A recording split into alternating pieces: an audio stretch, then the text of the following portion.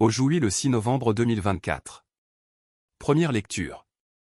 Travaillez à votre salut, car c'est Dieu qui agit pour produire en vous la volonté et l'action. Lecture de la lettre de Saint Paul apôtre aux Philippiens. Mes bien-aimés, vous qui avez toujours obéi, travaillez à votre salut. Avec crainte et profond respect. Ne le faites pas seulement quand je suis là, mais encore bien plus maintenant que je n'y suis pas.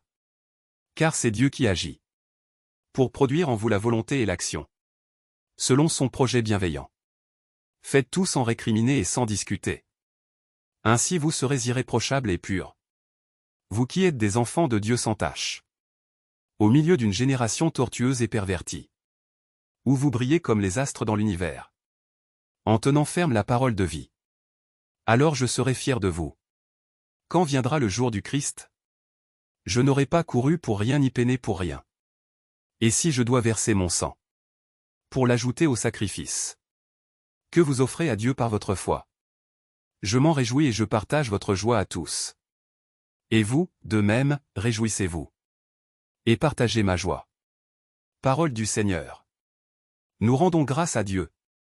Psaume. Le Seigneur est ma lumière et mon salut. Le Seigneur est ma lumière et mon salut. De qui aurais-je crainte? Le Seigneur est le rempart de ma vie. Devant qui tremblerais-je? J'ai demandé une chose au Seigneur. La seule que je cherche. Habiter la maison du Seigneur. Tous les jours de ma vie. Pour admirer le Seigneur dans sa beauté. Et m'attacher à son temple. J'en suis sûr, je verrai les bontés du Seigneur. Sur la terre des vivants. Espère le Seigneur, sois fort et prends courage. Espère le Seigneur. Évangile. Celui d'entre vous qui ne renonce pas à tout ce qui lui appartient ne peut pas être mon disciple. Alléluia. Alléluia. Si l'on vous insulte pour le nom du Christ, heureux êtes-vous. L'Esprit de Dieu repose sur vous. Alléluia. Évangile de Jésus-Christ selon saint Luc. En ce temps-là, de grandes foules faisaient route avec Jésus. Il se retourna et leur dit: Si quelqu'un vient à moi, sans me préférer à son père, sa mère, sa femme, ses enfants, ses frères et sœurs, et même à sa propre vie, il ne peut pas être mon disciple. Celui qui ne porte pas sa croix pour marcher à ma suite ne peut pas être mon disciple.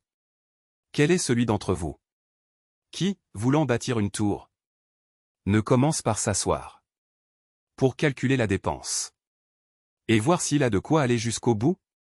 Car, si jamais il pose les fondations et n'est pas capable d'achever, tous ceux qui le verront vont se moquer de lui. Voilà un homme qui a commencé à bâtir et n'a pas été capable d'achever. Et quel est le roi qui, partant en guerre contre un autre roi, ne commence par s'asseoir pour voir s'il peut, avec 10 000 hommes, affronter l'autre qui marche contre lui avec 20 000? S'il ne le peut pas, il envoie, pendant que l'autre est encore loin, une délégation pour demander les conditions de paix. Ainsi donc, celui d'entre vous qui ne renonce pas à tout ce qui lui appartient ne peut pas être mon disciple. Acclamons la parole de Dieu. Louange à toi Seigneur Jésus. Évangile. Celui d'entre vous qui ne renonce pas à tout ce qui lui appartient ne peut pas être mon disciple. Alléluia. Alléluia. Si l'on vous insulte pour le nom du Christ, heureux êtes-vous. L'Esprit de Dieu repose sur vous. Alléluia. Évangile de Jésus-Christ selon saint Luc. En ce temps-là, de grandes foules faisaient route avec Jésus. Il se retourna et leur dit: Si quelqu'un vient à moi, sans me préférer à son père, sa mère, sa femme, ses enfants, ses frères et sœurs, et même à sa propre vie, il ne peut pas être mon disciple. Celui qui ne porte pas sa croix pour marcher à ma suite ne peut pas être mon disciple. Quel est celui d'entre vous qui, voulant bâtir une tour, ne commence par s'asseoir pour calculer la dépense et voir s'il a de quoi aller jusqu'au bout?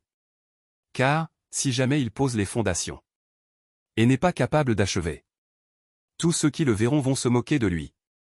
Voilà un homme qui a commencé à bâtir et n'a pas été capable d'achever.